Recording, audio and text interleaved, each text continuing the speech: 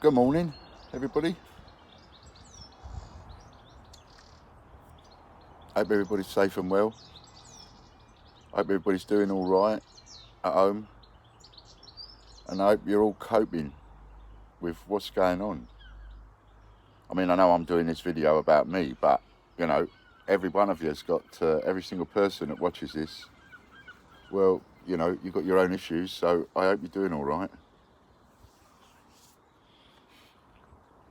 I mean, when it comes to something like this, sometimes it ain't all about money. Here we go, somebody doing their garden. We was just saying yesterday we're going to look out the window and this is going to be, everybody along here is going to be the most best kept gardens everywhere, even where you are, going to be the best kept gardens in the country now, isn't it? Because everybody's got nothing else to do. Except do a little bit of work in the garden. Done a bit of work in my garden for 3 or 4 days. I needed it. I needed to switch off for a few days. I needed to just close the world off for a few days. And just, oh, shut up.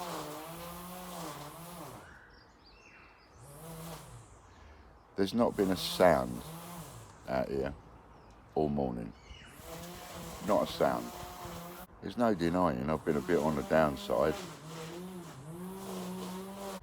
I mean, I've been pretty down all weekend, even though I've been working in the garden. I'm now trying to speak in between these bursts on the old strimmer. So I'm going to keep clipping the video, cutting it.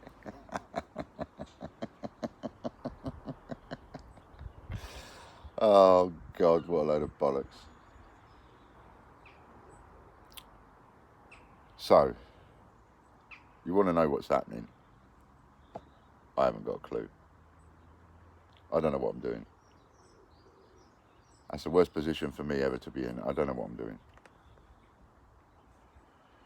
The only thing I know right now is that taking the view to be absolutely straight and honest, insolvency, issues, wasn't the best move to make. And I'll tell you for why. The reason is, when you, by being honest and letting everybody know what was happening as transparently as possible and keeping everybody in the picture as much as I possibly could, ended up backfiring on me.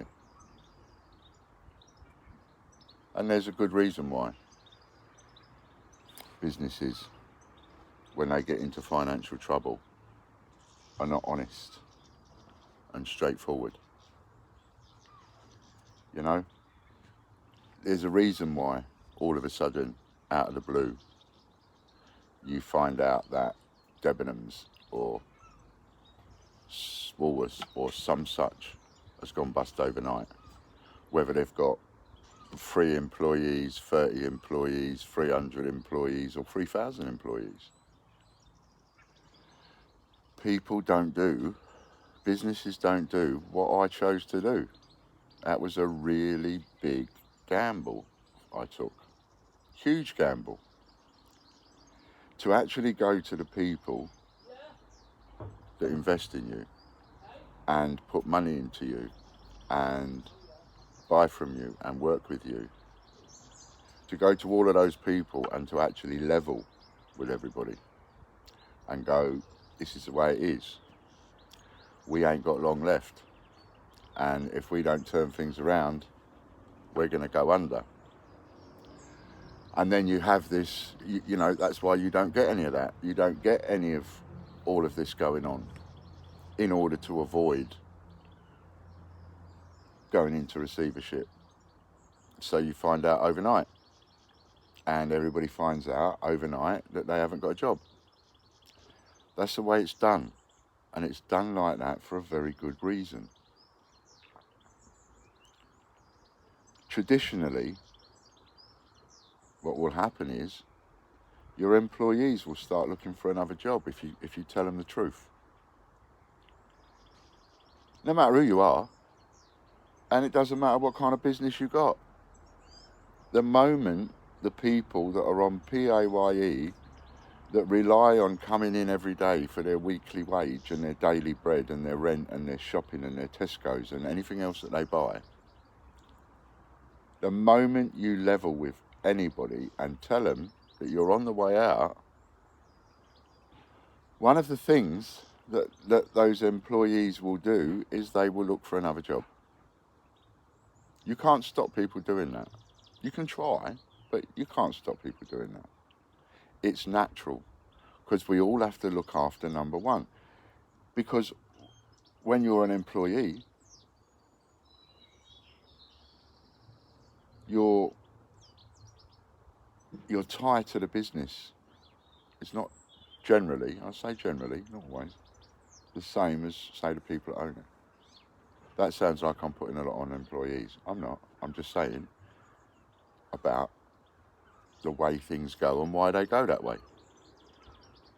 So that's one of the reasons why a business will never, ever tell you, the employees, or the people that are working with it and for it, the real truth and level with people, is because one of the first things to happen, and it doesn't matter who those employees are, whether they are the top of the tree or the bottom of the tree, it doesn't make any difference. People will start looking for another job. They've got to look after number one. Now, the moment they start doing that, they're taking attention away from A, their job that they're doing, and B, your business.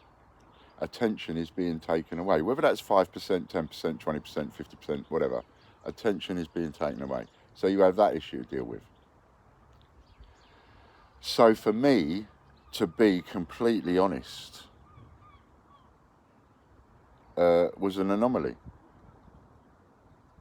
And something that neither Logan or John, I don't think, or Kelly or any of the people that help us remotely that don't work from here, I don't think that's anything that any of those people had ever had happen to them before.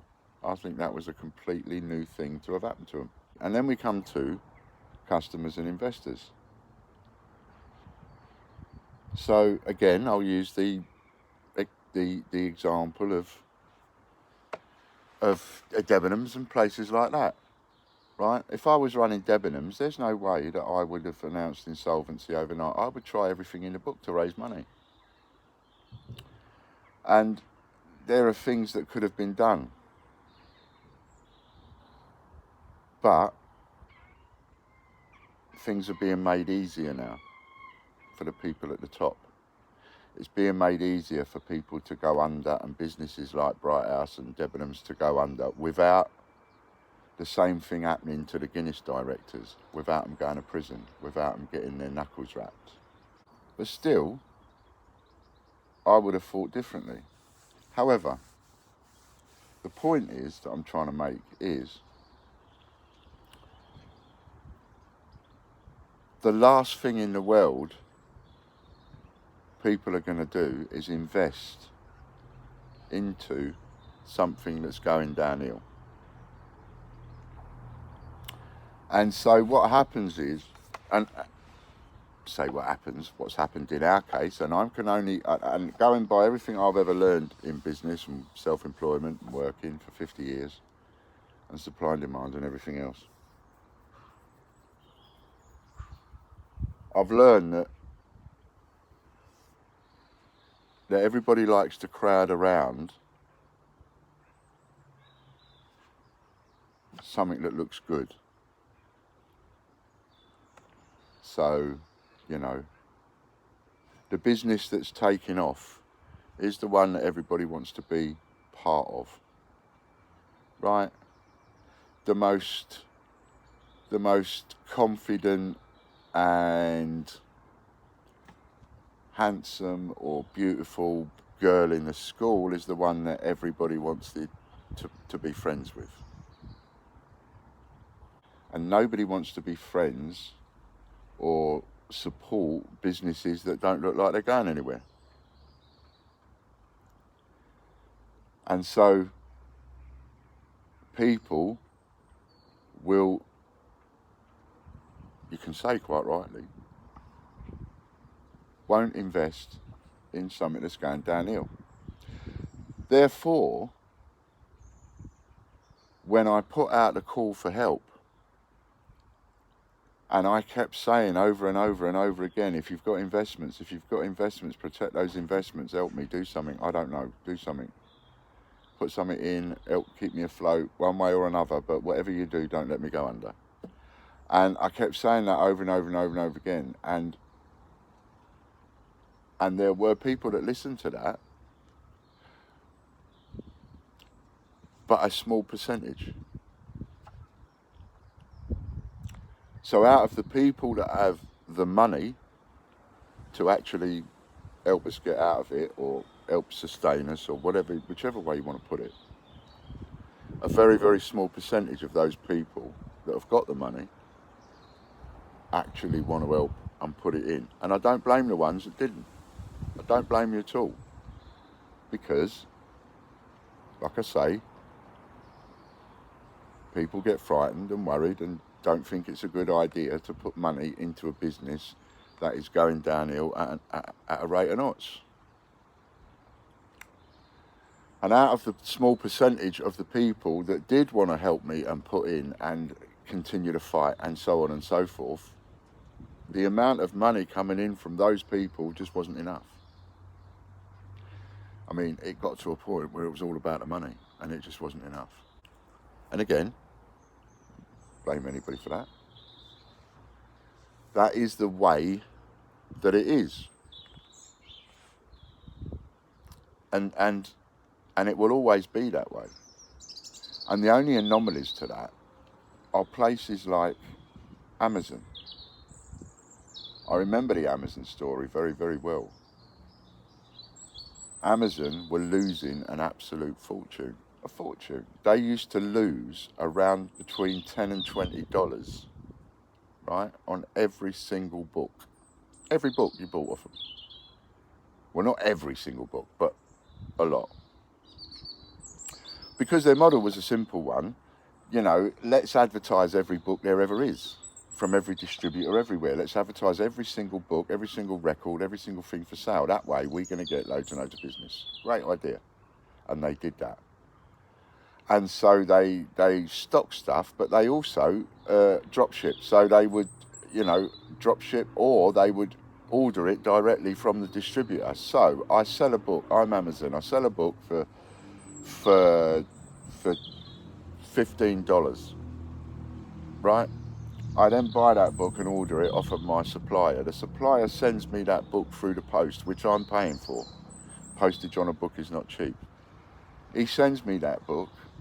I then, as Amazon, get that book in, take it out of its packet, repackage it into Amazon packaging, which costs money, and then send that off to you, the customer.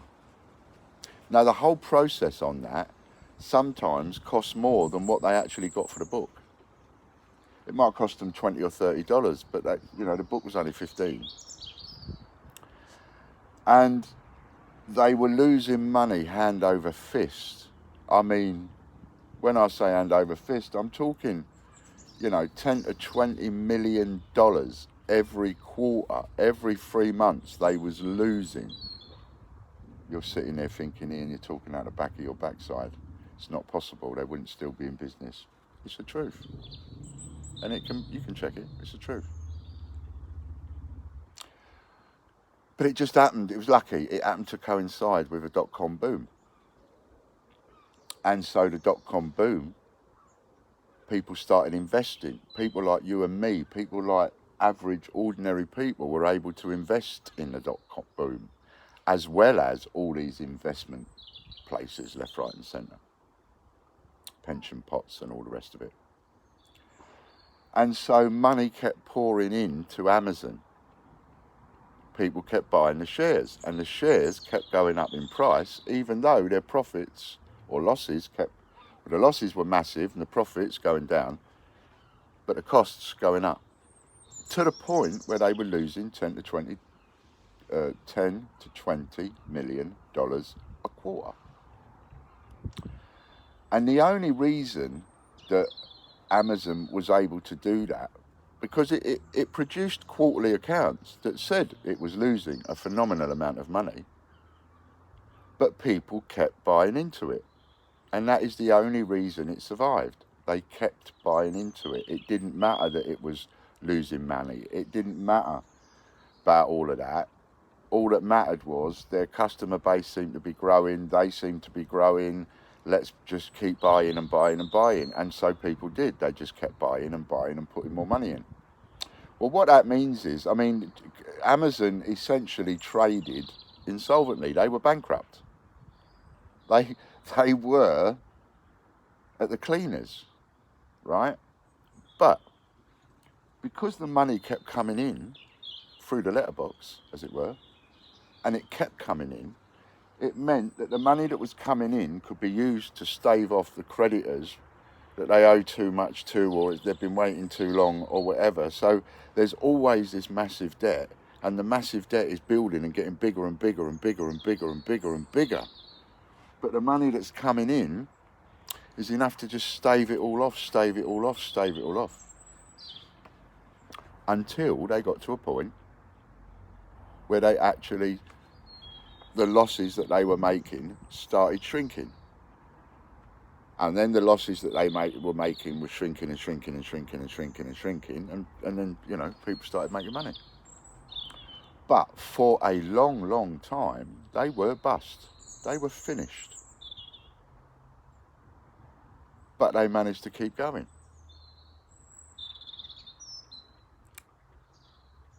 And I understand that principle. Oh my God, do I understand that principle so well. And I can't tell you how many times I read that book where I got the information from, over and over and over again, to understand it. And I do understand it. And if I could keep enough money coming in through that letterbox, that's all I need to do, is to keep that money coming in through the letterbox long enough to be able to keep paying off what I've got to pay, what I've got to pay, what I've got to pay, long enough to get that huge problem decreased. Now, for me, there's only two real ways I can do that. One is to do what Amazon did and trade my way out of it. But, you know, let's put things into perspective here just a little tad. I mean, we're talking about just me, Ian Lambert, and John. Half of John, poor sod, because he's not too well. Hasn't been for a long, long time. So you got sort of, and I'm not even a whole one, let's face it.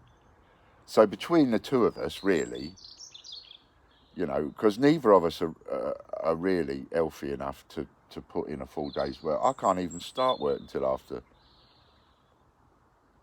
10 o'clock every day.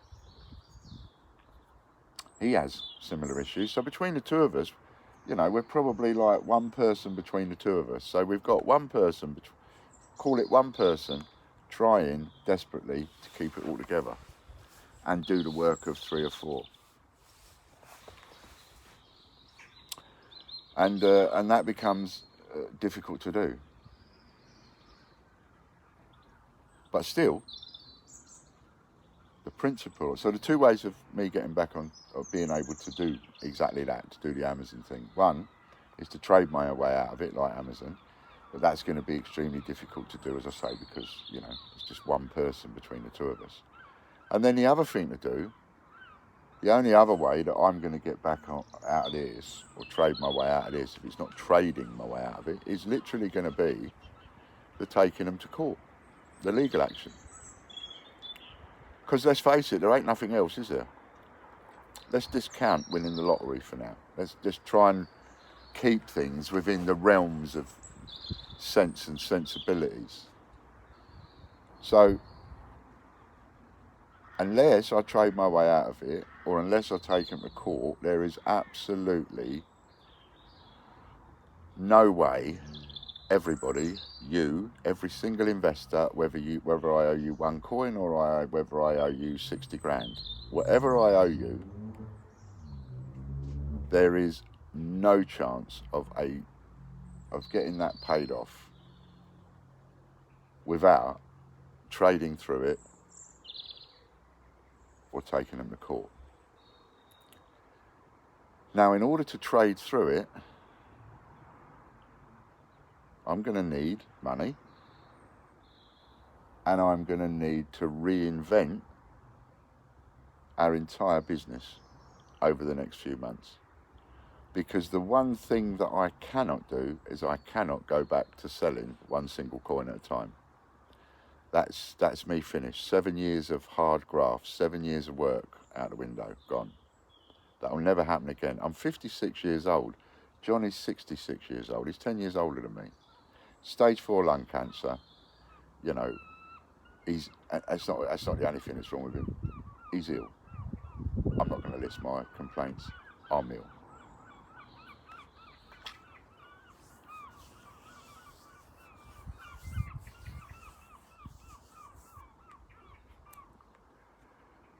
So the thought of going back to selling one coin at a time, I can't see that happening. Just can't see it happening. The amount of work involved doing what we were doing. I mean, not counting all of those people out there, you know. I mean, let's just go through a little bit of it, right? Selling one coin at a time involves me, John, a Logan, a Kelly. So that's 4 people's wages, right? You've got to sell a lot of coins, a lot of individual coins to pay 4 people's wages. Then you've got people like Mick doing the newsletter. And you have other people working on things like Katie on the Instagram, and Chris and Lorna that help us out with the moderating, and there's lots of other things that they do besides that, by the way. Let me tell you, they do other work behind the scenes that nobody knows about. Same with Lisa, you know. There's people that work for us, Richard. There's people that work for us, Butch. You know, all do work that some of you know about, and but they all do a lot of work that none of you know about. None of you know that they're doing this and that and this and that. But you add up all of the hours, all of the minutes, and all of the hours spent by all of these people. I mean, it's a phenomenal amount of work that's being done, all to sell one coin at a time. To go back to doing that, to seriously, I mean, we need to have this conversation, because for me to go back to doing that, you know, we would need to employ at some point another Kelly and another Logan, right? I mean, one or may of them might want to come back. Who knows? You know, we would have to cross that point when we come to it. But the fact remains that we would need a Kelly and a Logan in order to do all of that work. Or we reinvent ourselves and go down a wholesale route and go down a different route. I don't know what other kind of route, but a different route to what we were doing. Something that involves parcels and not individual packets. Something that takes away the individual posting, the sitting down at a desk and individually wrapping 100 or 200 little packages in a day. Go down to a point where we're just doing parcels or something. That would be one way of coming back into the game as this virus closes and we can get back into it. It would be one way of us getting back into the game before the virus closes, because the one thing I can do now is I can wrap and pack a parcel. I can call a courier, have it picked up from the door and delivered to the customer. So I can do posting. I just can't do individual posting, and don't want to. That is another thing. I don't want to do it. I don't want to sit there wrapping and packing 100 to 200 little packages a day. Now, someone might go, well, don't be so lazy, and it's not a question of that. Well, it is, but it also isn't. You know, while I'm doing that, I can't do other things. I can't come on, do me updates. I can't talk to anybody on the phone. I can't answer the emails. I can't do 6 jobs all at the same time. So we have to get sensible about this, you know? We have to get sensible about what we're going to do and how we're going to do it. Excuse me. So where does that leave us? Well, it leaves us in a situation. Oh yeah. So that's the one thing. One thing is trading your way out of it. The other is taking them to court. Now, taking them to court, the price I put on that is £10,000 a day, going back to November 2017. Call me an idiot if you like, I don't care. You have to have a figure. And I based my figure on one single coin. Now, if a forensic accountant came along and we won the case and they said, but we don't go by your figures, Mr. Lambert, what we're going to do is forensically account it and we're going to work out how much money you really would have lost, then it will come to a horrifying figure above that. My figure of 10 grand a day is quite conservative, let me tell you, based on one single solitary coin, based on a Stephen Hawkins. So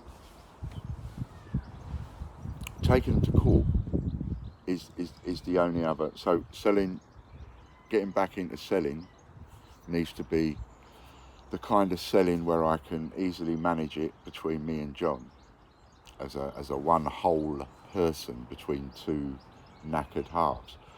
So it needs to be easily controlled and easily managed. We ain't going to do that with a huge database of customers. We're going to have to scale the database of customers down by not selling individual coins. Let other people do that. There are people that have got access to stamps and a postbox right outside the house. So there are people that are going to be able to do that kind of stuff. You know, I'm just not able. So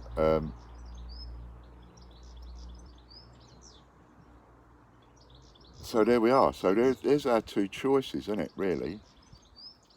Our two choices are to try and trade your way out of it or to take them to court. Now, to trade my way out of it and get to a point where I am up to date with my bills and up to date with the investors and all the money I've got to pay out, that is going to take a fair bit of trading. I'm not saying I'm not up to the task. I'm up to the task. I don't mind working. Don't mind working and working through it and working to pay it all off. I don't mind. I would prefer to do that. But it's going to take some time. That ain't going to happen in 3 months. I mean, we were getting to a point where I thought I would be back out of danger come the summer. And again, I'm not blaming the virus, but, you know, the virus stops me doing that. The virus stops me doing a lot. There's other things this virus stops me doing. So there we are. So we're faced with, you work your way out of it or you take them to court. Upon me. So now we've got two things that can get us all out of trouble. Two things that can get everybody paid off. And both of those two things need more money through that letterbox. Trading your way out of it can't be done if I don't get more money through the letterbox. I've got to change an awful lot about the business. Every list, I mean, you know, even if I got the shop back, the website back, everything on there would have to come off. Everything would have to be repriced, relisted. A phenomenal job. It took 7 years to put all the listings we've got up there. You know, we'd list every day. It's a phenomenal job. But trading your way out of it, money through the letterbox. Taking them to court, money through the letterbox. Now, if the people, whoever it is, stops putting money through that letterbox, that's it. For a business that is in that position, that's it. If the money stops coming in through that letterbox, you are beat instantly. Boom. Overnight. If at any point whatsoever, the money stopped coming in through that letterbox, Amazon would have been beat. Finished. There would be no Amazon. I know it's hard to imagine, but there would be no Amazon. People believed in it enough. Don't ask me why people kept putting money into the business when it was losing $10 to $20 million every 3 months. I couldn't tell you. But I can tell you that is exactly what happened. And that is the only reason that Amazon managed to trade through it. And there are other companies like Amazon. That is the only reason they managed to trade through it. And that is the only reason that they are here today. And the only way I am going to stay is if I get money continually coming through that letterbox, one way or another, which is why I come up with every idea I can think of. Because I know the money must not stop coming in through that letterbox. If it does, we're done. And then I have the embarrassment of saying, we're done.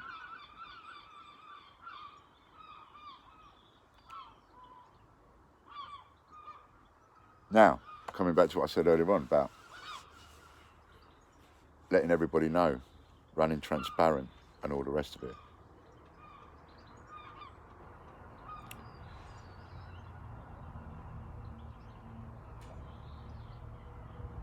It's extremely rare a business can be straight and say, we're going downhill, I need you to invest more money.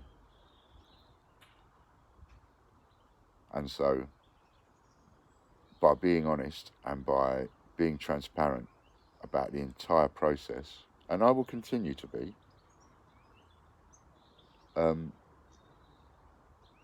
it shot me in the foot. And it probably has turned into the single worst mistake that I've made. Probably should not have levelled with everybody and should have kept a front up. I know this sounds like bullshit, but it's true. You know, you have to keep the front up. You have to keep up that front. You have to let all your employees think that their job is secure. You have to let all the investors think that their money is secure. You have to let everybody that you owe money to think that it's secure. And that involves a level of bullshit. And that involves a level of lying. And that involves a level of, you know, although some people in business, if you put it in a courtroom, would say, oh no, it's not lying. It's just putting a spin on it. But that is what you're supposed to do. You're supposed to put a spin on it. You're supposed to keep everybody in the dark, because that money's got to keep coming in through the letterbox and the work's got to keep getting done, and you need 100% focus. So the whole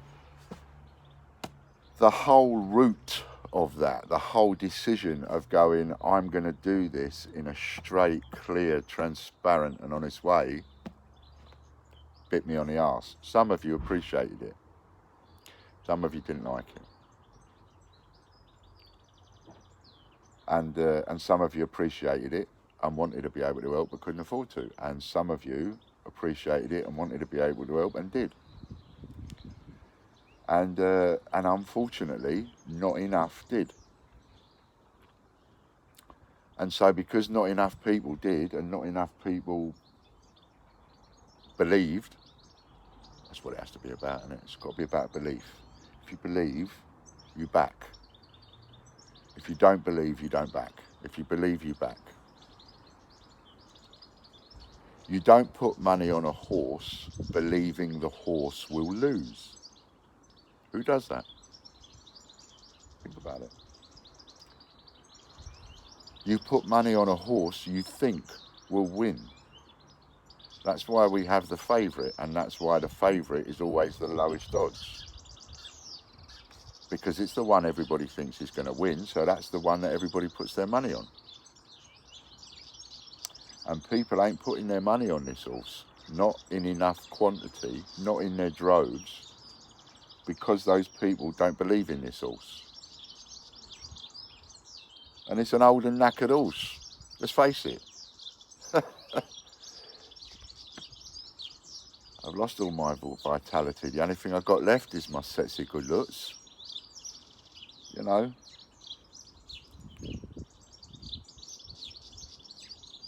I mean, I'll probably be able to get away with making a few quid doing the oil of Ulay and everything because I'm so handsome. But other than that, I don't know. So that's where we are. and again, in this route that I took, and the trouble with that route is I can't now change my mind. I can't now go, oops, this was not a good path to take. Let me go back. Let's go down that other path where I pretend there's nothing wrong. Can't do that now. Can't go down the road of bullshit and bollocks now, because you know, it's either the bullshit and the bollocks is, or it's either transparency. And I went down the road of transparency, and now I've got to continue with that. And I will. But that also means that I will get less backers. You know. And if you stick an horse in the race that's a bit lame, who's going to back that?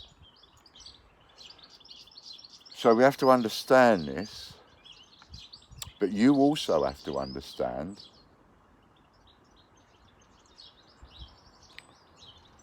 some of you also have to understand that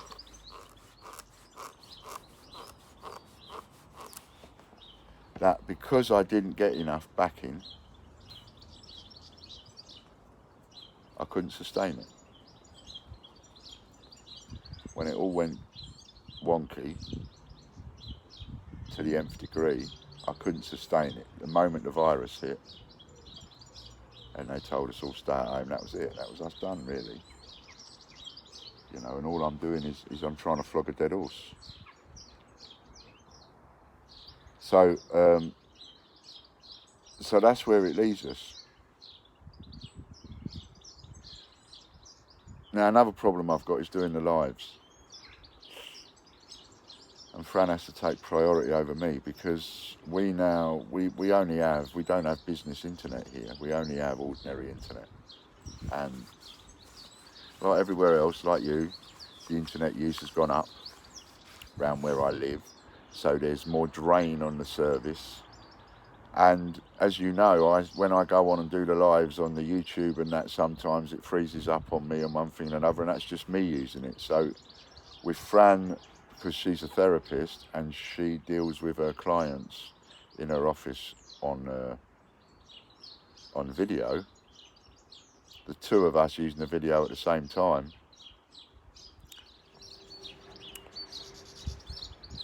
and she can't have that. So we've got to try and organise when we're going to both be using it. So I will be coming back to the lives. It might be tomorrow. I don't know yet. I mean, there's only any point in me coming back to the lives if there's people that are there that want me to come back to the lives. That sounds a bit funny, but you know, if I end up going on and taking up 2 hours to do a live and I'm only speaking to say 10 or 20 people, it may not be worth doing. And you know, and you might also agree with that. You might want to say, look, Ian, there's nobody interested, so let's call it a day. And that's fair enough. So we've got to see how it goes. And meanwhile, I can continue talking to you and doing these updates, because that I can just, you know, I'll try and cut this to bits to make sure it's as short as I can, and then so no, it should be spliced up, this.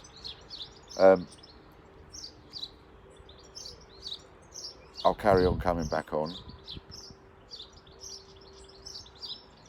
and letting everybody know what's going on. I mean, you know, you've got my number, so you can text me. Don't bombard us with emails, because they're not being answered.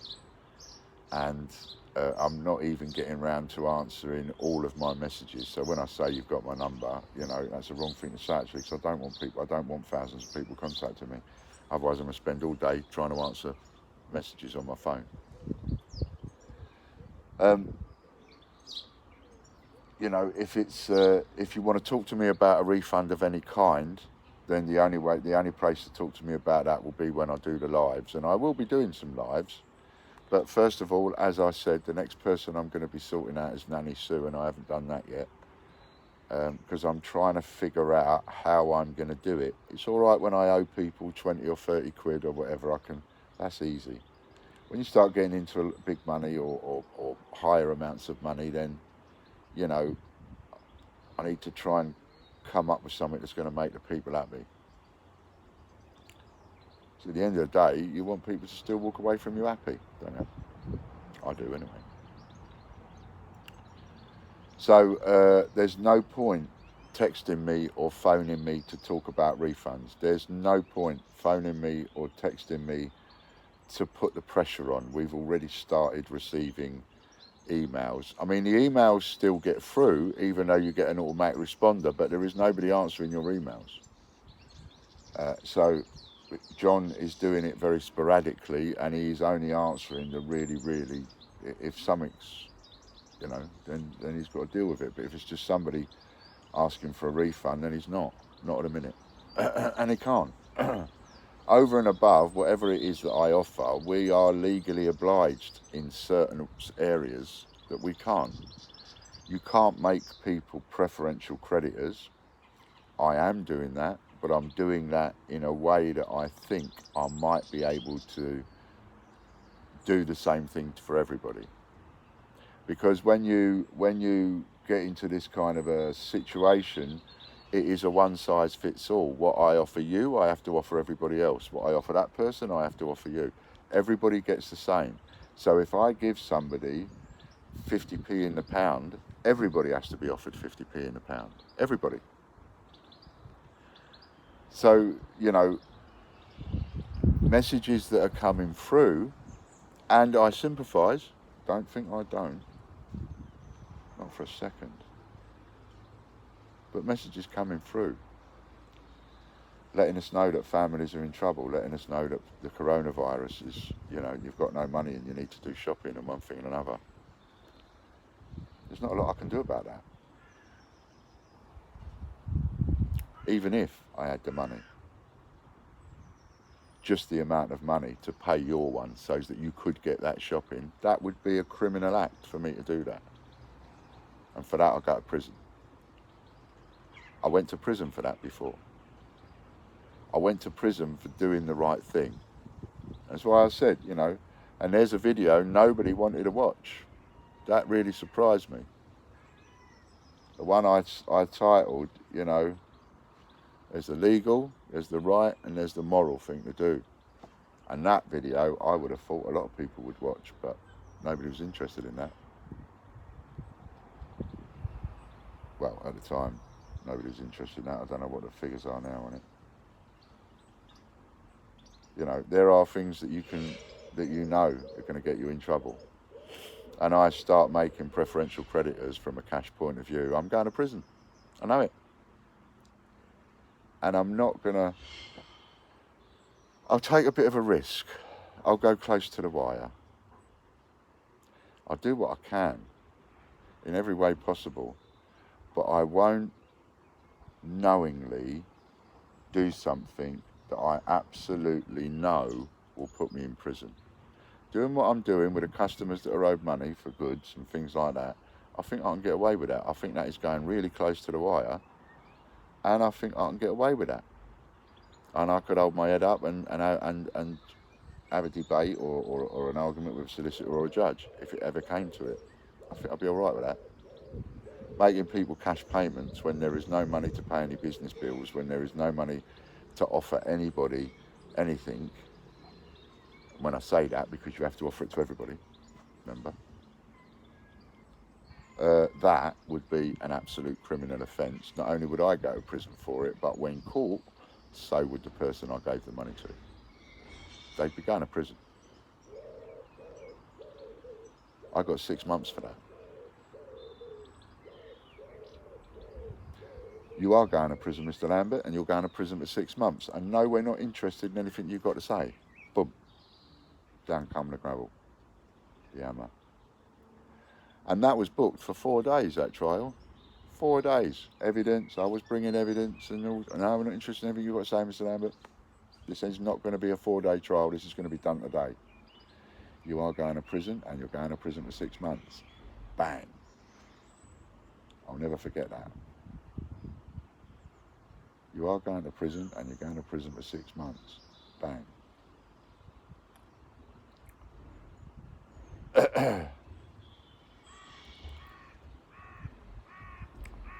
Have we got to a point where it's too late? No.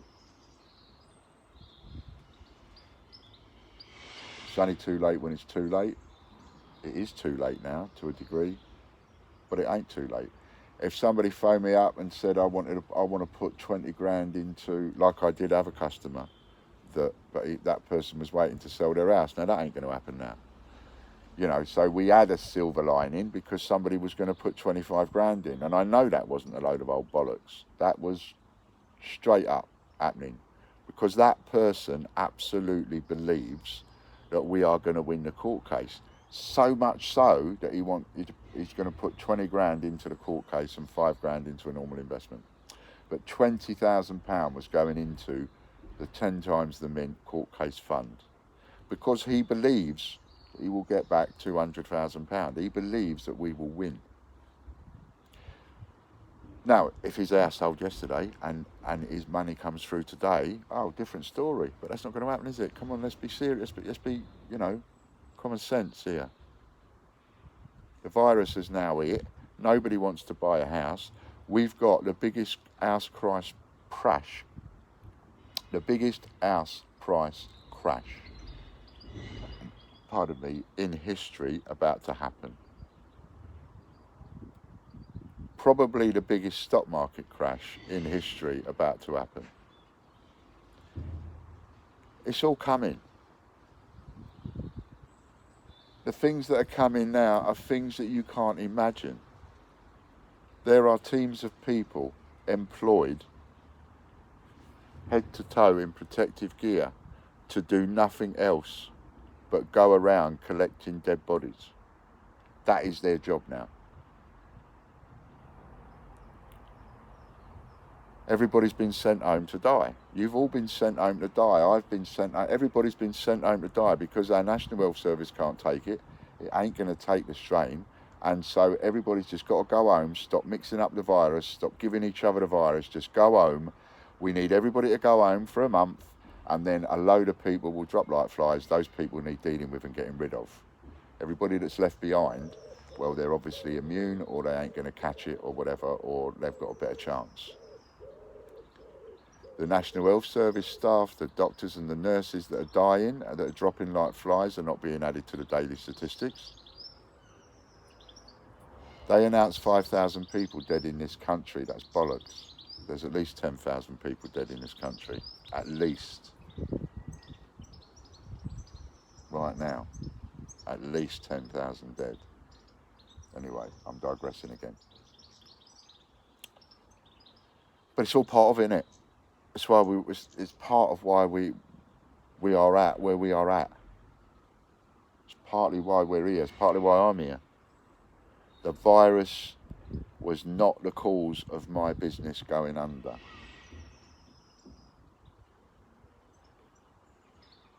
Or it wasn't the cause of my business going, that's better way of putting it. The virus is not the cause of my business taking a downward spiral. But it is the nail in the coffin. And without the extra money, that's the last nail in the coffin. With extra money, it's a nail in the coffin. A nail in the coffin. Coffin ain't nailed shut yet. With the money. Without the money, that is the last nail in the coffin. Gone, done. So unless somebody rings me up tomorrow and says, Ian, I'm going to put 30 grand in, and someone else rings me up and says, Ian, I'm going to put 10 grand in or 20 grand in, or somehow, some way I can manage to raise whatever I need, we're done. And being done means I have to accept it. It's the hardest thing for me right now is accepting it. I mean properly accepting it. Accepting the fact that we're done. Accepting the fact that there is no point me trying to pay the Shopify bill because it's only going to go anyway. There's no point me trying to pay a tax bill Not if we're going anyway. There's no point in me paying anything now. The only things that I need to legally pay now are the things that will legally keep me going in whichever format. That's all I can legally pay. I can't pay anything that is outside of that. Not without money through letterbox. So we've come to a grinding halt. And again, I don't blame anybody but me. It's my fault. I'm the one who took the bloody risk. It's my stupid fault. And that even makes me sound pathetic. Apologising for the fact that I tell you the truth. And I've levelled with you. But it isn't the right way to do business. It's not. There's a reason why people haven't done that for centuries. There's a reason why thousands and thousands and thousands of businesses don't do that. And I went against the grain on that, and it bit me on the arse severely, because it is not the way to do business. The way to do business is the stiff upper lip. The way to do business is the pretense that everything is all right until it's not, and then just go overnight. Anyway, I won't drone on any longer. I think I've rabbited on far too long. It's going to take me a couple of hours just to flipping cut this about now. I ain't going anywhere. I won't be killing myself. I won't pretend that I don't have suicidal thoughts. Oh, by Christ, do I. And it's hard not to have those thoughts come into your head. I often say, when I've talked to Fran, I say to her, yeah, I know, but I can't stop those thoughts coming into my head. How do you stop a thought appearing in your head? It's there. So I do get the thoughts, but more from a I can talk about it point of view. I could have the conversation with nearest and dearest, and I could talk to somebody else, because I know I've got no intention of going out, and I will not go out and kill myself. I just know I'm having those suicidal thoughts. But there are a lot of people out there that they find it difficult to separate that out. And so because it's coming in, they'll end up going and doing it. And that's going to be such a shame. So many people are under a lot of pressure right now, and they are going to do it. So no, that's not going to happen to me. I'm still going to be here. I'll still fight my way through. And I will always look to try and find a way, no matter what it is. You know, I mean, maybe I'll sit down and write a book, and maybe that book will sell. At the moment, I have no confidence in anything whatsoever to do with me, because it feels like none of the ideas I've put time and effort into are working. And I just, in my water, in my sinews, in every of my body, I just feel that there are certain ideas I've come up with. They are rip-roaring ideas. They are really good ideas. I just can't take them to where they need to be.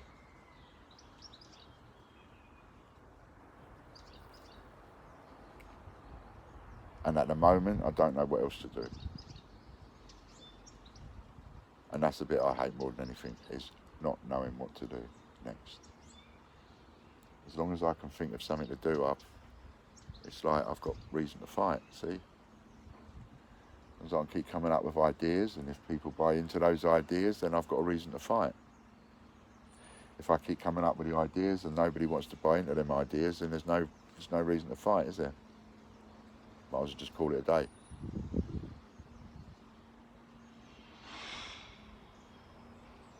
So there is something else to tell you.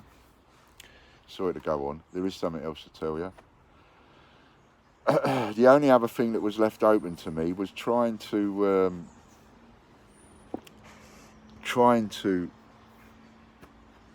fight on Facebook. So I've been picking posts, and as you know, I've been setting up this thing about giving people a parcel to share a post, in order to get the publicity going and keep the publicity going, so that, you know, maybe something at the end of it. Anyway,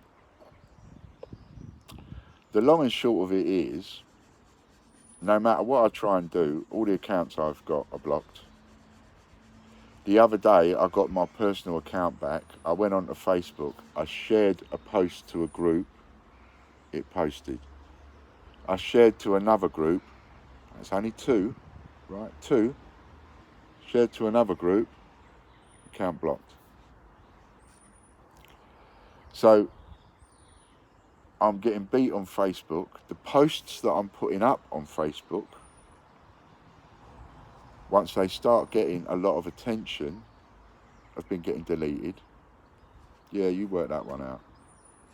So the Ostomate video that's attracted 15,000 views, deleted. It's not there. I think there is a copy of it on Facebook, but the actual post that had been shared so many times, it's got 15,000 views on it. That post is gone. And a post that Chris was working on that he managed to get over 1,000 shares on it, that post is gone, deleted. We set up a coronavirus group, Butch and I. And one of the things that we wanted to do on that group was to be able to help people for shopping, because we could see all this coming with the shopping. That was deleted. Posts within it deleted, the group was deleted. So now I see it. Someone else might say, yeah, but you share too much on Facebook and you always push the thing and then yeah, so they blocked you, you deserve it. All right. Yeah, you could take that view. I think I take the view that I've got a basic human right to do everything that I can legally and morally to save my business. And if that means going onto Facebook and joining 100 groups and then making a post and sharing that post to 100 groups to try and save my business, I think I've got a legal and a human right to do that. I believe I have. And if Facebook allow me to join 100 groups, then how can they be annoyed if I share a post to the 100 groups that they've allowed me to join? If you don't want people to do that, then make it clear and succinct. A person can only join no more than X amount of groups. You can only do X amount of posts per day. You need to have those kind of rules in place, right? So people know what they can do. If I know I can only share to 39 groups a day, I will share to 39 groups a day. But don't make it so that someone else can share to 50 groups in a day and I can only share to 30. That ain't right. Or I can only share to 2. That ain't right. I've got a legal and human right, a basic human right, I see it, to save my bloody business. I've got a basic human right. It is my basic human right to set up a group page if I want to help people so that they can put links about where they can all buy shopping. I think I've got the right to do that. The social media marketplace of Facebook is there for 13 years of age and over. And there is not a single post that I have put up or a single share that I have put up that could offend or be wrong for someone of 13 years and over to watch. The only video that I think that they shouldn't watch that I've done and put up would be the one where I completely lost the plot that night and said some naughty words. Other than that, I defy anybody to say to me that any of the content that I've put up or shared should not be viewed by someone 13 years or over. Why am I making such a big thing of that? Because I feel a bit aggrieved at having my Ostomate video taken down when you can find all the hardcore pornography that you can think of. No matter what you want to watch, hardcore porn, animals, treating animals badly, treating people badly, domestic abuse, child abuse, animal abuse, all of this stuff. Oh, there's videos for it, there's posts for it on Facebook. You want to see hardcore pornography? Serious hardcore pornography? It's on Facebook. You don't have to go to Google. It's on Facebook. It is covered in porn and hate crime and hate speech and animal rights violations and human rights violations and children's rights violations and all other kind of rights violations. It is full of it. But somehow or other, this pillock is doing something wrong and is not allowed to fight for his business on Facebook. Because every time I do, I'm constantly blocked. I've been blocked for another week. I got it back. I was blocked 10 minutes later. Now my pages are getting blocked from posting. So Facebook is turning into a dictatorial state. It's turning into, again, you're going to think I'm off my tits, but, you know, George Orwell, 1984. You think, well, that doesn't quite equate to our society. It doesn't, but it does equate to the Chinese and communistic society. That is virtual 1984. We have Big Brother everywhere. 1984, bloody everywhere. And now it's not the governments that are going to be controlling our lives. It's not the governments, as George Orwell saw it, that's going to be controlling direct what you watch, what you see, who you talk to, what you say. No, it will be the social media that will be controlling everything that we see and everything that we do and what we say. And that will be at the behest of the governments who pay them. Facebook knows everything about me, everything about you. It knows absolutely everything. And there is nothing we can do to demonstrate against that, to protest against that. The only thing you can do to protest against it is to come off Facebook. But it doesn't solve the problem of Facebook knowing absolutely everything. Why does that make a difference? It makes a difference because it means that we are, those of us that are not sure which way to jump. Shall I go there or shall I go there? It means we're up for sale. It means our thoughts are up for sale. Because if we're not sure whether to do that or whether to do that, and Facebook knows we're not sure whether to do that or whether to do that, whichever one of those people pays Facebook the most money is the people that are going to get seen by us, me, who's not sure which way to go. So if I don't know whether to do A or whether to do B, I don't know whether to vote Labour, I don't know whether to vote Liberal.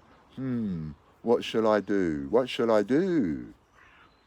What's a man got to do? B comes along, says to Facebook, I'll give you more money than A to put my advert in front of Ian Lambert, and then he'll pick me. That means I've just been bought and sold.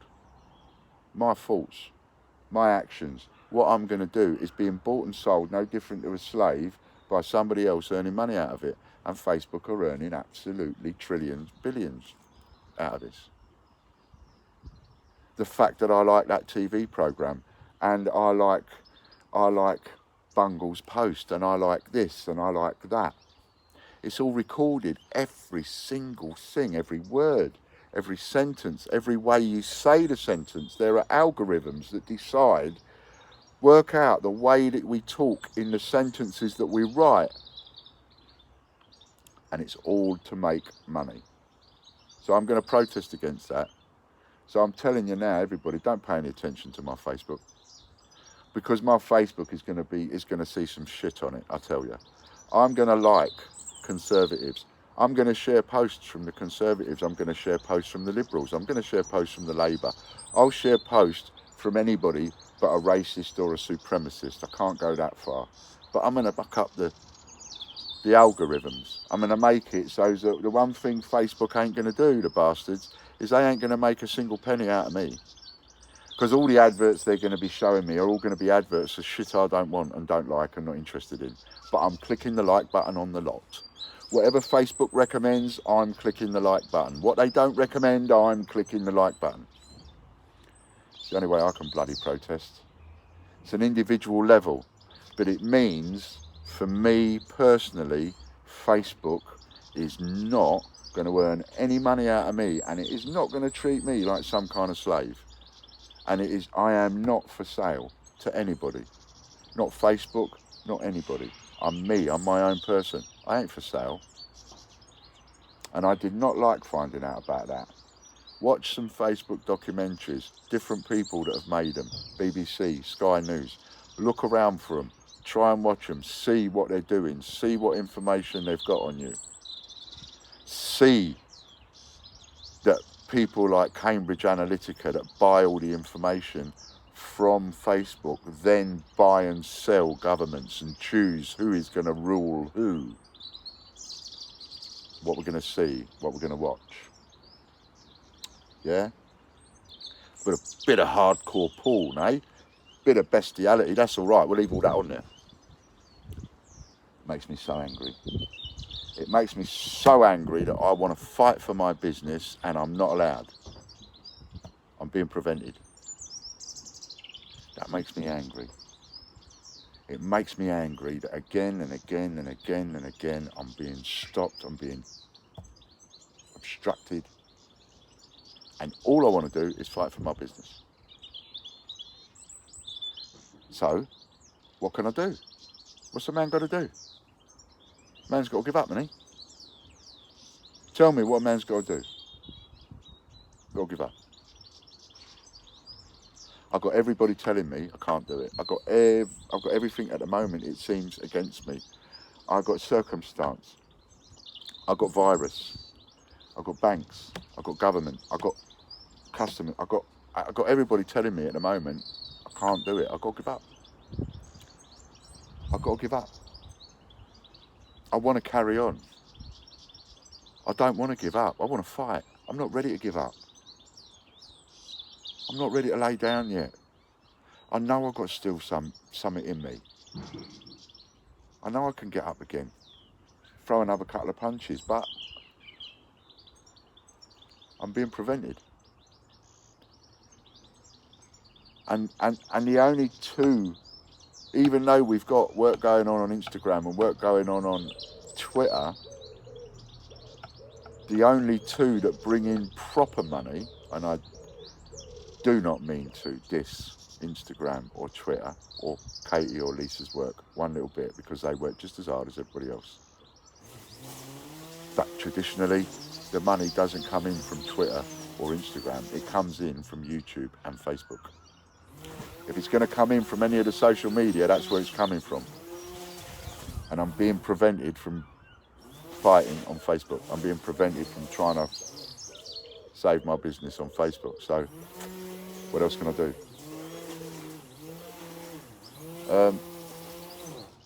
If you've got a better idea, well, I'm ready to listen. But, you know, apart from the ideas that I get bombarded with in my text messages, Ian, why don't you do this? Why don't you do that? Why don't you do this? Well, you should do this. You should do that. And every idea that people come up with that want to bombard me with these texts, and I don't mean to dish you, I really don't, because I know that you're just trying, you know, and you just want to help. I know that. But it all comes with a cost. It all comes with work or money. I've got to pay to set something up. I've got to pay to do this. Ian, get your own coin. Why don't you get your own coin? We'll all buy the coin off you.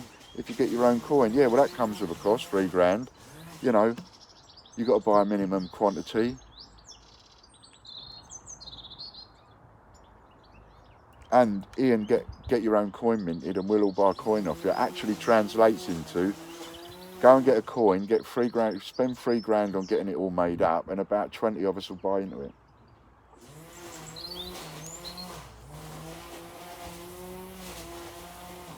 So for the gloaters and the haters and all of that, you win. I'm done. You win. I'm beat.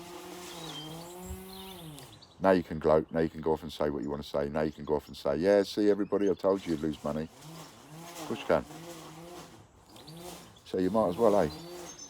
Out of that, that's it for today. I've taken up enough of your time. I'm really sorry, and we'll just have to see what happens. I'm still here. I'm not going anywhere. I'm prepared to fight. I've got no bullets. If you want to give me some bullets, I'll fight. Other than that, what can I do? And in our world, bullets is money. So, I'll speak to you again later on in the week. All right, bye for now.